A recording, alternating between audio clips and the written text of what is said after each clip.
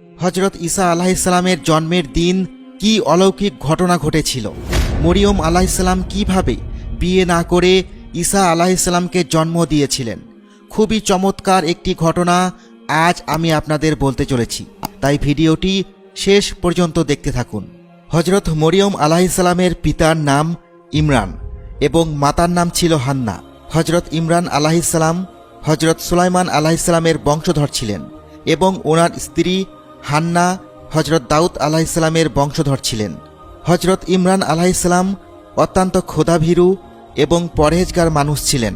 তার আল্লাহ ভক্তি ইবাদত বন্দিগি দেখে বনি ইসরায়েলের লোকজন তাকে মসজিদুল আল আকসার ইমামতির দায়িত্ব দিয়েছিলেন।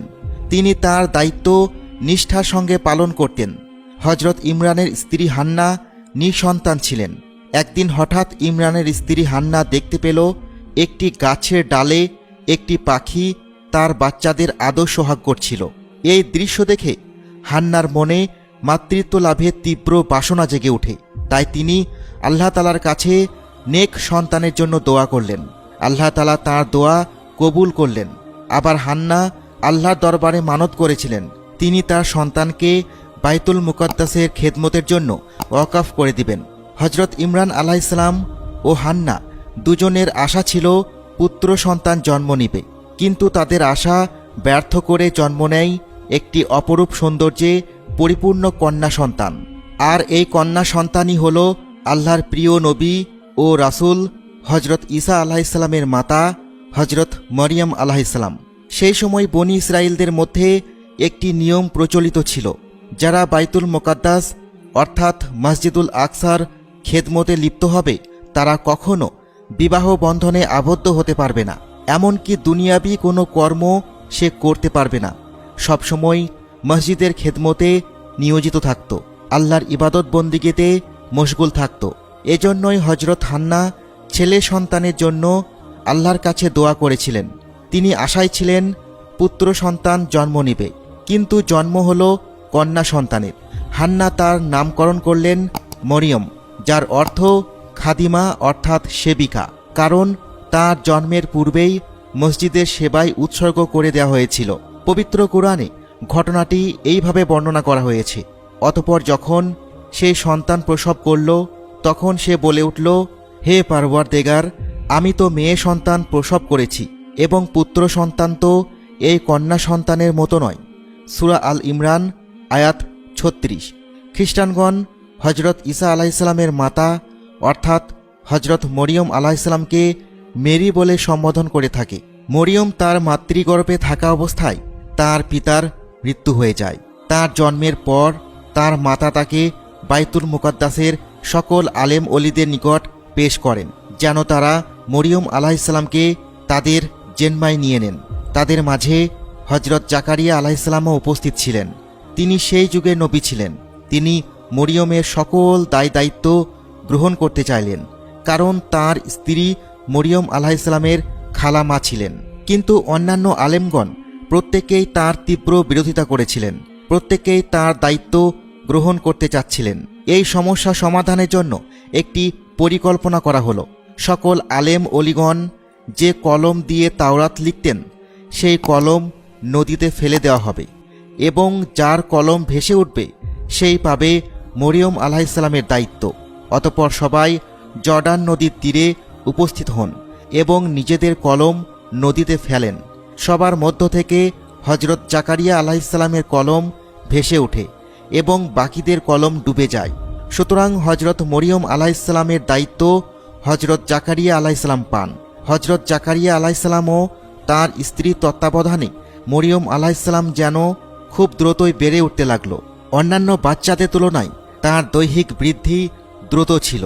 যখন সে একটু বড় হলো তখন তার কামরা আলাদা করে দেয়া হলো। সেই ঘরে কেবলমাত্র হজরত জাকারিয়া আলাইহিসসালামের প্রবেশের অনুমতি ছিল। হজরত মরিয়ম আলাইহিসসালাম অন্যদের থেকে একটু বেশি আলাদা প্রকৃতির ছিলেন। তিনি সবসময় আল্লাহ তালার ইবাদত বন্দিগিতে মশগুল থাকতেন।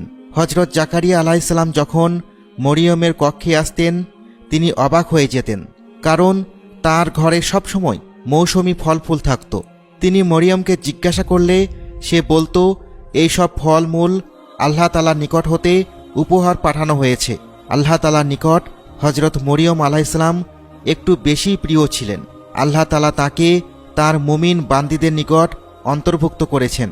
সূরা আল ইমরানে বলা হয়েছে, যখন ফেরেশতারা বলল, হে মরিয়ম, নিঃসন্দেহে আল্লাহ তাআলা তোমাকে নির্বাচন করেছেন এবং তোমাকে পবিত্র করে দিয়েছেন এবং তোমাকে পৃথিবীর সমস্ত নারীদের থেকে শ্রেষ্ঠত্ব দান করেছেন।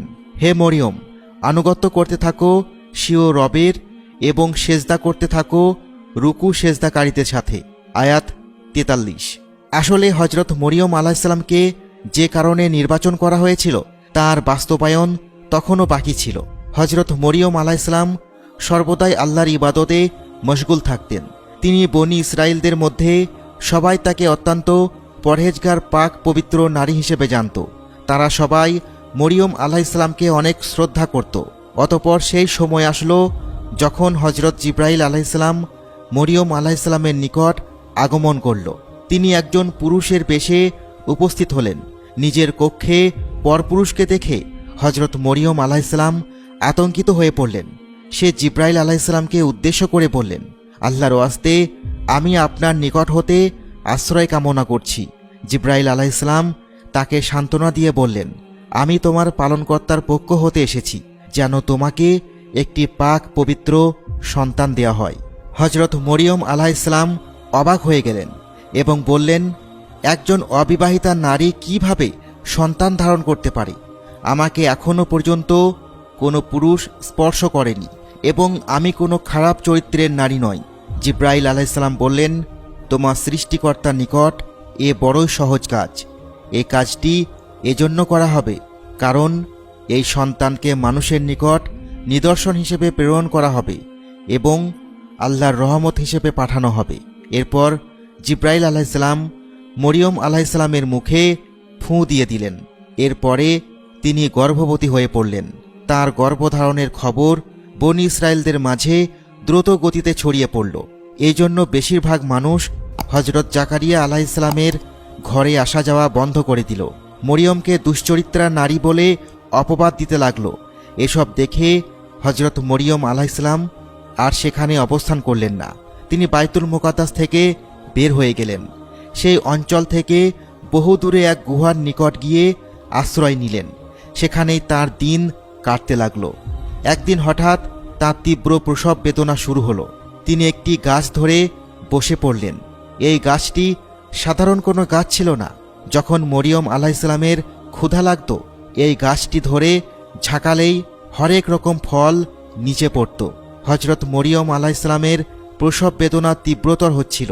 তিনি তীব্র ব্যথায় মনকষ্টে বলেই ফেললেন, আফসোস, এই দিনটি আসার আগেই যদি আমার মৃত্যু হতো তাহলে ভালো হতো। সেই কঠিন সময়ে আল্লাহর নিকট হতে সাহায্য আসলো। তিনি মরিয়ম আলাইহিসসালামের পায়ের নিকটে একটি নহর প্রবাহিত করে দিলেন। আল্লাহর পক্ষ থেকে আওয়াজ আসলো, হে মরিয়ম, তুমি খেজুর ও পানি পান করে শক্তি অর্জন করো। অতপর তোমার সন্তানকে দেখে চক্ষু শীতল করো। অতপর নবী হজরত ঈসা আলাইহিসসালাম পৃথিবীতে ভূমিষ্ঠ হলেন। তার মাতা তাকে নিয়ে লোকালয়ে ফিরে আসলেন। কিন্তু মরিয়মের কোলে সন্তান দেখে লোকেরা তাকে বিভিন্ন অপবাদ দিতে লাগলো, হাসি ঠাট্টা করতে লাগলো। এসব দেখে মরিয়ম আলাইহিসসালাম বললেন, তোমরা আমাকে গালমন্দ না করে এই বাচ্চাটিকে প্রশ্ন করো, সে তোমাদের সকল প্রশ্নের উত্তর দিবে। লোকজন হাসতে শুরু করল, বলল, একদিনের দুধের শিশু কিভাবে আমাদের প্রশ্নের উত্তর দিবে? তখনই শিশু ঈসা আলাইহিসসালাম কথা বলে উঠলেন, বললেন, নিঃসন্দেহে আমি আল্লাহর একজন বান্দা। আমাকে নবী হিসেবে প্রেরণ করা হয়েছে এবং আমাকে তিনি কিতাব দিয়েছেন। আল্লাহ তাআলা আমাকে পৃথিবীবাসীর জন্য বরকতময় করে পাঠিয়েছেন এবং আমাকে নামাজ ও জাকাতের ওসিয়ত করে দিয়েছেন। আমি যতদিন জীবিত আছি আমার মায়ের সঙ্গে নেককার হিসেবেই থাকব। আমাকে বদকার বানানো হয়নি এবং যেদিন আমার উপর সালাম বর্ষিত হবে। এরপর হজরত মরিয়ম আলাইহিসসালাম ঈসা আলাইহিসসালামকে নিয়ে মিশরে চলে যান। যখন হজরত ঈসা আলাইহিসসালামের 13 বছর হয় তখন সে বাইতুল মুকাদ্দাসে ফিরে আসেন। ইতিহাসে মরিয়ম আলাইহিসসালামের মৃত্যু 35 খ্রিস্টাব্দ এবং 51 বছরে লেখা হয়েছে। ইসলাম ধর্ম ব্যতীত ক্যাথলিক এবং খ্রিস্টীয় ধর্মাবলম্বীরা হজরত মরিয়ম আলাইহিসসালামকে অত্যন্ত সম্মানের দৃষ্টিতে দেখেন। তিনি একজন মহিয়সী নারী।